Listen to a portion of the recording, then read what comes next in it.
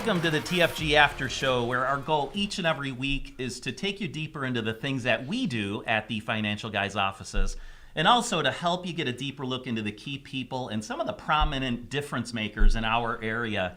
As always, if you need us throughout the week, you can please call us at 833-FIN-GUYS. Hope you enjoyed today's Financial Guys radio show today, and those knuckleheads hosting, right? Those guys.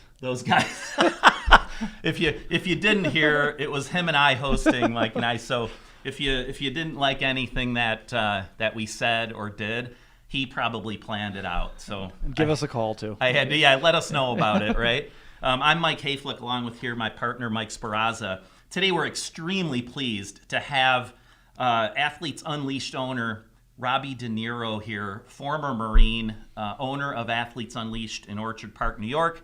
And, of course, the winner of a lawsuit against our state, New York State, to get his gym open again. So I want to welcome you. Thank you so much for being here. Thanks, Mike. Thank you for having me. Mike, I appreciate it. I was really looking forward to this, folks. And I have to tell you, I pulled out an oldie but goodie shirt.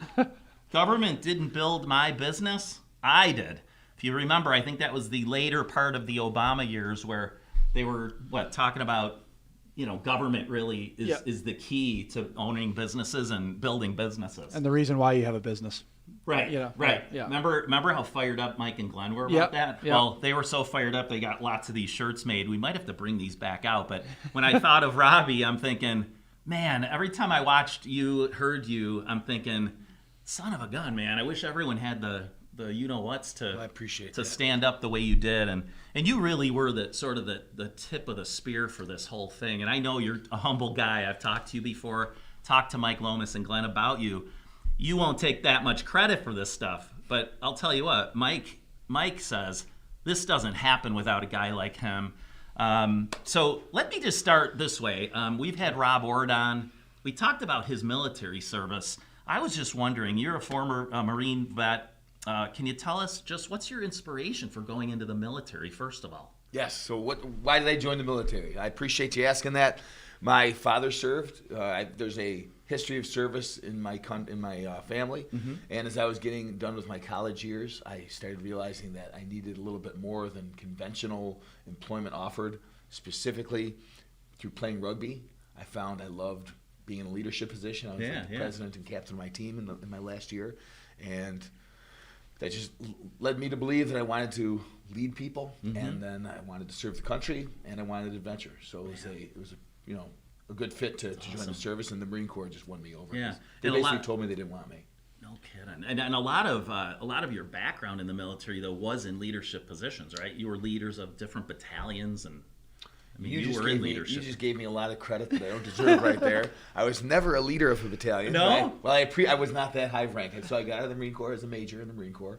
So the largest group that I was responsible for, that I led, would have been company size. I led as a company grade officer. As a field grade officer, as a major, I did not have the privilege of commanding. I commanded a recruiting station. Mm-hmm. But I did not have battalion command. I was a battalion operations officer, which is awesome. But I did not have the privilege of commanding a battalion as much as I would have loved to. Did you ever think of staying in longer, or at some point did you feel like I can make a difference elsewhere now? I did. Yeah. And I'll be honest with you, my career ended shorter than I would have liked it to. I missed the Marine Corps. I love it, but it was the right thing to do. But you've never really left, right? That's I get a sense. I've never served, folks, so I don't know this personally, but I feel like Marines never feel like they're not a Marine anymore. Is that true? That is 100% accurate. Once a Marine, always a Marine. Yeah. I always tell people I'm a Marine because I earned that title. I am, and I am so honored to be able to share that title with some pretty amazing people that are better than I. Yeah. How many years were you in the service? 14 years, just shy of 14 years. Wow. Mm-hmm. Awesome. Thank you. Thank you. Absolutely, yep. We do. Holy cow. You went to all sorts of parts of the country. Many parts, right? All the way out west. You were down south, North Carolina, I think, for a while. Yep. What brought you back to New York, and what made you stay back in here in Western New York? Western New York brought me back to Western New York. It's the best way I can describe Western New York is if there's a car accident in other parts of I've lived in all sorts of urban areas, rural areas. When there's a car accident, people rubberneck and it causes more trouble. Mm-hmm. It seems like in Western New York, when there's a car accident, everybody stops to help somebody, and that's what causes more trouble. No It's just, doubt. it's really is a city of good neighbors. They No just, doubt. Yeah, I think. Yeah, I agree completely. Yeah. I know we've all had experiences, especially with, car wrecks, but snowstorms, power outages. I remember a power outage. Remember the big October storm? Well, Yep. that unexpected. Yep. I mean, I just remember that neighborhood I lived in. It was in Elma, and I mean, people had generators out. We had Right. extension cords running across the street to each other's generators just to help each other out every 3 hours. Like, okay, Right. you take it for a little while. We don't want your food to spoil. Like, I get it. Well, Absolutely, this Robbie. November, in Yeah. 2014, Yeah. November, Yeah. all the outreach to people. That's just a great my community gosh. to be a part of. Well, I think, It's amazing. and we're going to get to this later, but I think that's what's so sad about this whole thing that's going on in New York State right now, because there's a lot of people leaving that probably don't want to leave, truly. Right. They love Buffalo, they love Right. New York. No doubt. And with all these decisions that keep being made, it's just driving people away, and Right. that's a really tough thing to swallow. It is. You No know? question. I think everyone wants to keep at least 1 foot here. Right, right. And then the rest of their bodies, Yeah, they wish were in warmer I weather. refuse to leave. I want to change New York. I refuse to leave. Yeah. I like Yeah. that idea. That's great. So you've been owner of Athletes Unleashed in Orchard Park, but you've also started something called Revolution by Athletes Unleashed. Can we let you give like a quick plug of I that? appreciate you asking. Really? Yes. I'm, So I'm really- kind of intrigued by it because I love leadership programs because I think, just real quick, I'm sorry, I ask you a question and I take over That's again. okay. But it really is exciting to me to hear that because I know as a young guy, I wanted to be like some of the managers and the presidents that I worked for. And I'm like, how am I going to get to be that guy? Right. And it would be people like you that bring out the courage and those traits that I knew I had, but I just couldn't get them out. So tell us a little bit about it. I appreciate you asking. Revolution by Athletes Unleashed. It's an online program. It's highly immersive. It's really hands-on. And, there are lots of books and programs that preach leadership, and they give awesome ideas. Right. And where this is really unique is we have you do. We have you. That's how I learned leadership, by doing in the Marine Corps, and through nutrition and through fitness. Those are two of the quickest, surest paths towards self-discipline and personal leadership. And once you get your discipline and personal leadership on lockdown, you can become the leader in all aspects of your life, both professional and personal. That's awesome. So we use the nutrition and the fitness to do that to help people become better leaders. Just what would be the best way for people to reach you so that as we're doing this segment, someone maybe could write down your number? How I would appreciate people that. find you? 998-4191 Okay. and 716-868-3973. Beautiful. We'll have them repeat that, folks, before the segment's over. So if you really want to bring out the best physical health in yourself, but the best mental health too. If you want to become the leader that you know you can be, you got to see Robby, and we'll get you, again, give you a chance Thanks. to give Oh, that that's number great. again. So now the lawsuit. Everyone was so intrigued by this. Clearly in New York State, people were just like, I think at first, kind of shocked by the governor taking over such control.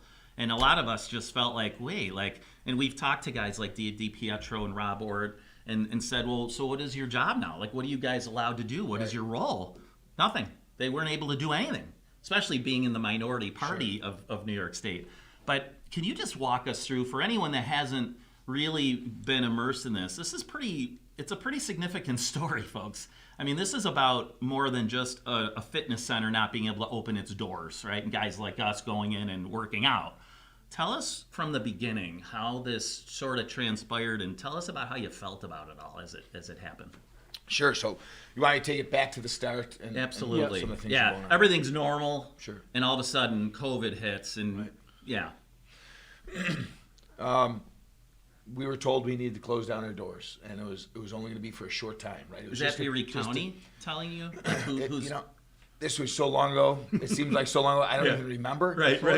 I just know that we had to close our doors. We were no longer allowed to operate. And at first it was just going to be for a couple of weeks, right, to flatten the curve, and we just need to get back to normal. Sure. And that quickly, it just kept going longer and longer and longer. And I refused to close until then finally the town came. Right. Some policemen came, and the town chief building code enforcement officer showed up and said that he's going to pull my certificate of occupancy. So I was preaching to people that I was done being closed and being told what to do. I'm open for business. Come on in. And I had been holding some classes. So he showed up, and I told him to leave, and he came back with police. Mm-hmm. Is that the video that with the police? That's not no. that. Okay. This happened early on in the shutdown. I'm Okay. thinking this had to be April or May. Okay. It was just a couple weeks in the shutdown, and I was done. I wasn't dealing with it. I refused to close.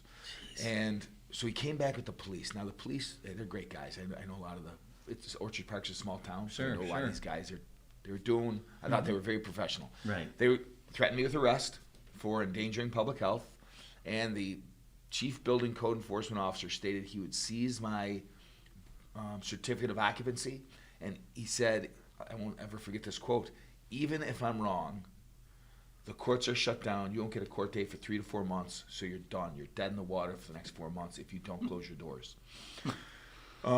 So I looked up the New York State guidelines, and due to Cuomo's emergency powers, these crazy powers that the legislature surrendered over to him, Right. building code enforcement officers are authorized to seize certificates of occupancy without any question if it's in support of public health under these circumstances. So they were empowered to do it. He was right to be there. And so I had to immediately switched to 100% online. We just like many businesses, we adapt. We're Americans. That's what we do. We adapt, we overcome, we create different ways. Sure. And we went to 100% online business. I've got a very incredible, very dedicated following of athletes that really believe in what we're doing, and they're freedom-loving Americans as well. So they stayed. The majority of my folks stayed with me. But hell, any business that loses 20% of its clients is going to be hurting. No, the profit margins are built on making sure you can still make it affordable for people. You can't just you're not pricing anything you do so that you just think, well, as long as I get 50% of what I'm hoping for, then I'm making enough money. I mean, I agree with you. And I was going to say, too, correct me if I'm wrong, but it's probably the changing of guidance that you were getting from the top down, right? Every week it was, I remember in the beginning with us in this office, remember it was on a Tuesday they said something, and then 24 hours later they changed it, and that was capacity numbers, right? And then on Thursday they changed it again. So that's got to be even worse if you're told you can do something, then you can't, then you can do something, then you can't. Sure. As a Marine, I'm used to changing guidance and the top from things never being as smooth as you think. I think what's so hard for all business owners like myself, you had government telling us we couldn't, and yet we still had to pay them 100% of our taxes. Right. We still had to do. Can you imagine if I didn't send in my property taxes, my school taxes, utilities, right? Right. Yeah. Nothing stopped. Nothing stopped my bills. Right. Now the federal government did give some. They have programs out for aid, PPP, etc. So the Trump administration was trying to do the right things. Right. The local governments were absolutely off the hook, telling us we couldn't earn, and yet we still had to pay our taxes, our bills, our utilities, and the very people that were walking in telling us we couldn't earn were living off our tax dollars. Right. In some cases, like exorbitant, like disgusting amounts of overtime. Gail Burstein. I know. $500,000 Oh my gosh. she accrued. And let's be honest, too, with the PPP stuff. That's great. I'm not saying it's not great, and it helped a lot of businesses. But at the end of the day, that's not a 12-month loan that you're getting every month, right? It's a one-time thing. And we are now in month 12 of this whole thing. So that's great maybe for, I'll call it July and August. But then you still have another 10 months that you have to pay for stuff, and it's just not enough. And I'd like everyone to remember that's our money anyway. Right.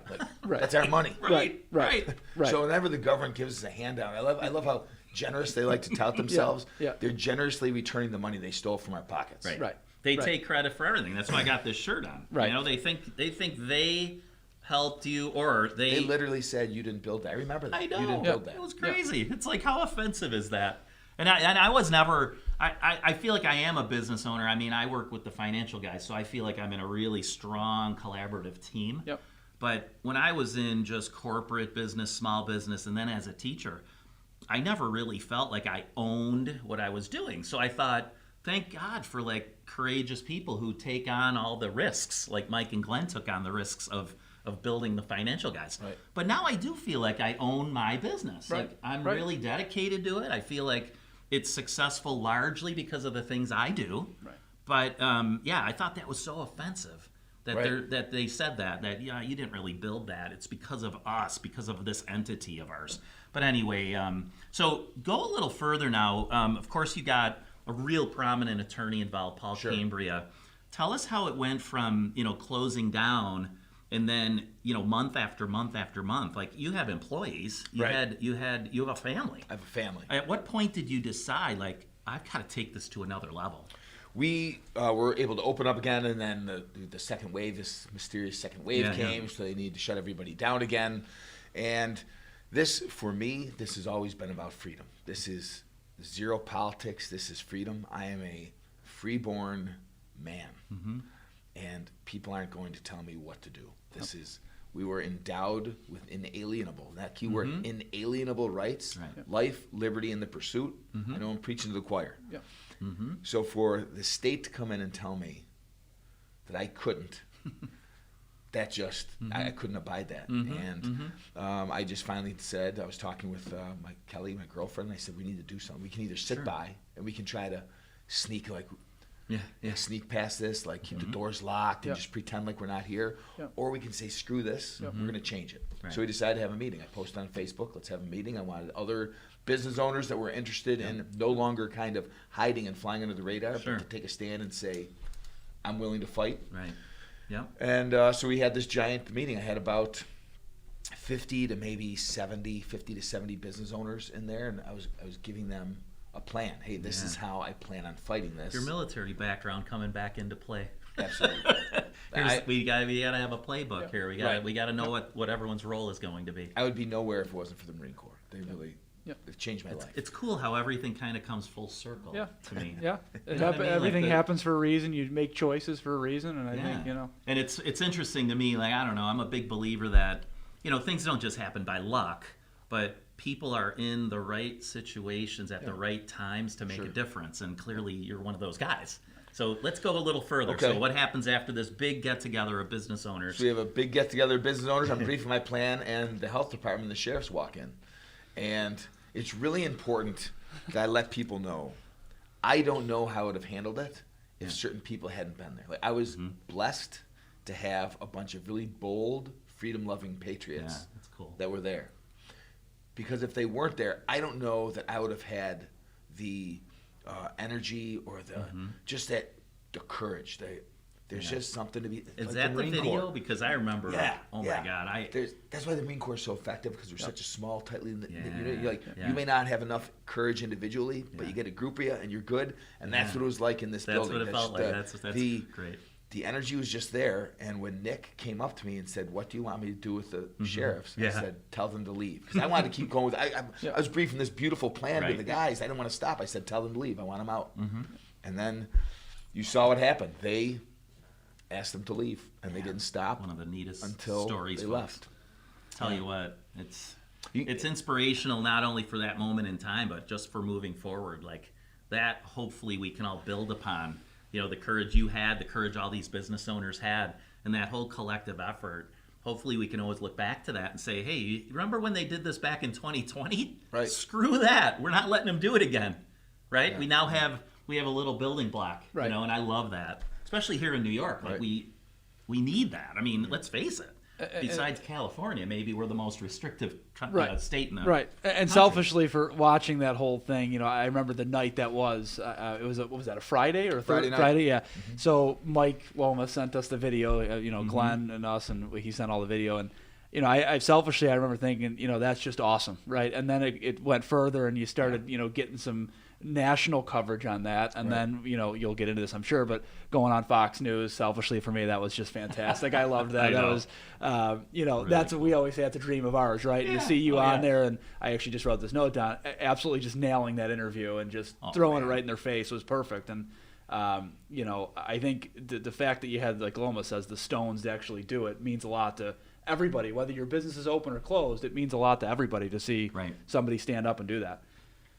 No doubt. This mic over here. Appreciate that. Yeah. Part of that is preparation, like being prepared to take the fight for the long haul. So I've got a guy that's ready to pipe in propane for me. I've got porta potties ready to go. I've got generators set up. So if the government decides they don't like that I'm operating, I am not closing again. Just like I said, I wouldn't pay that $15,000 fine. Yep.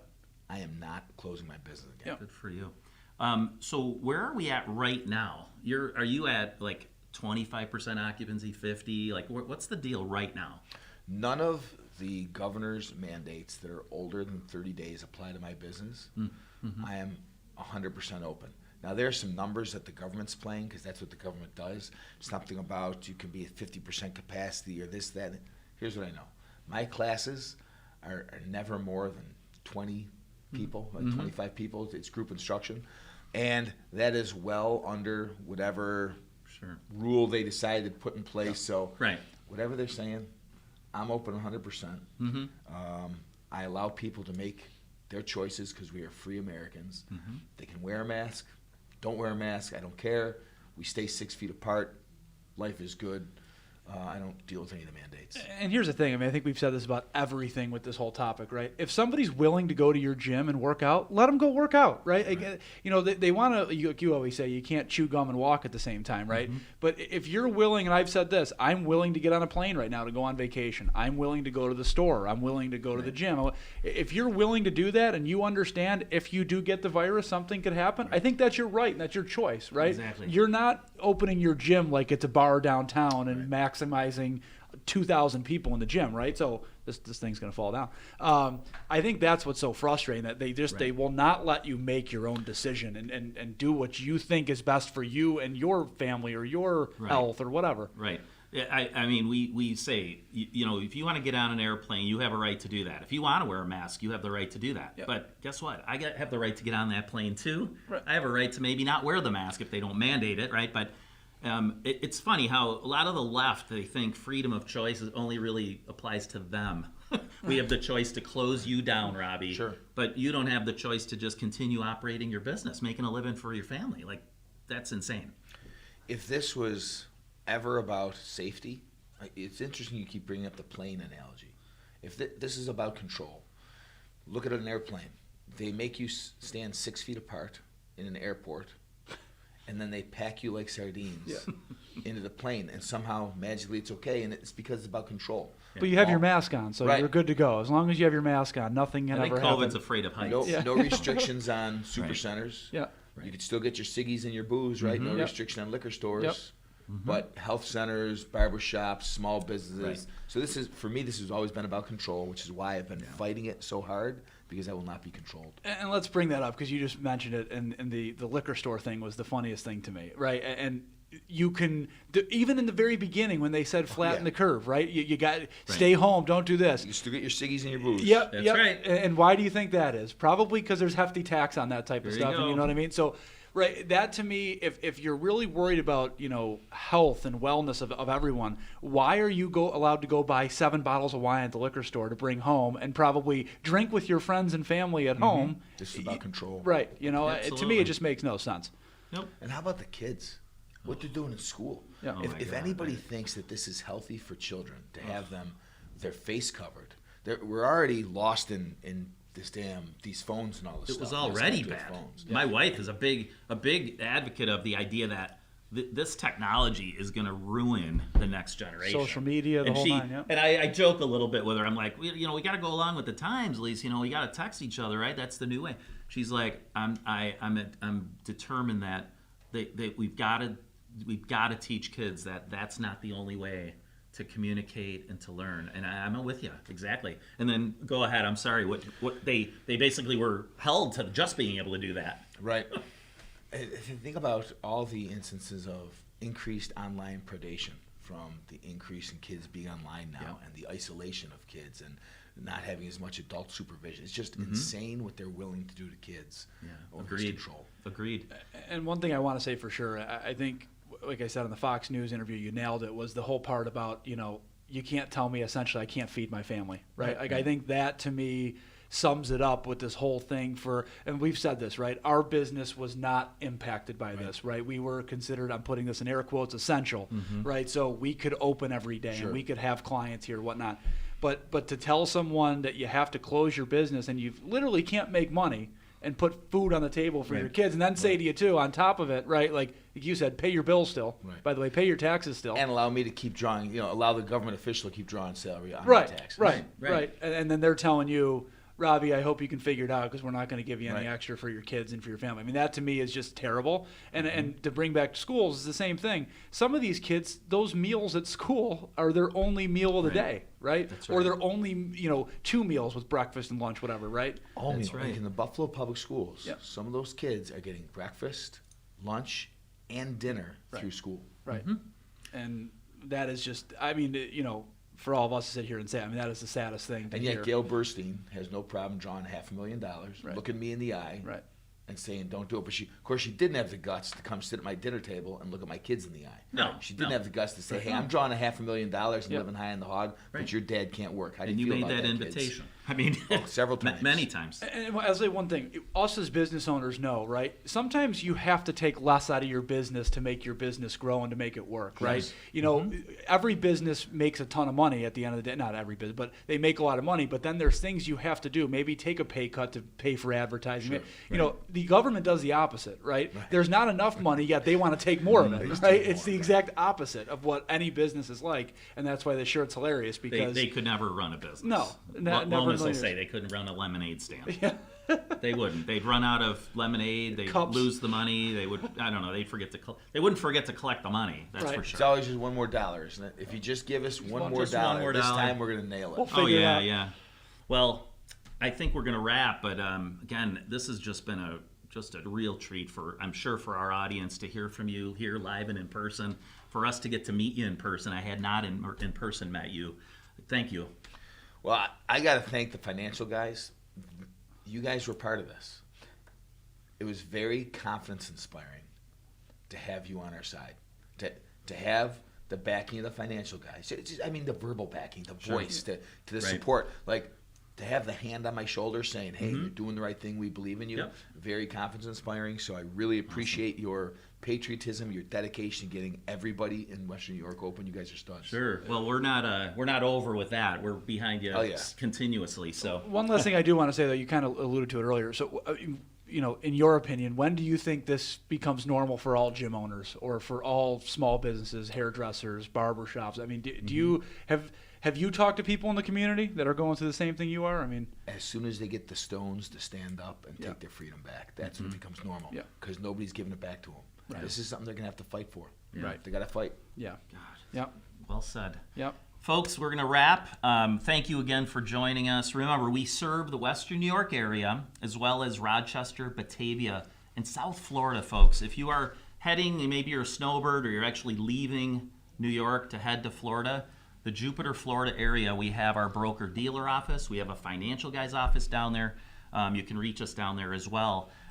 When you do need us for wealth management and insurance needs, call 833-FIN-GUYS. You can also visit our website, thefinancialguys.com.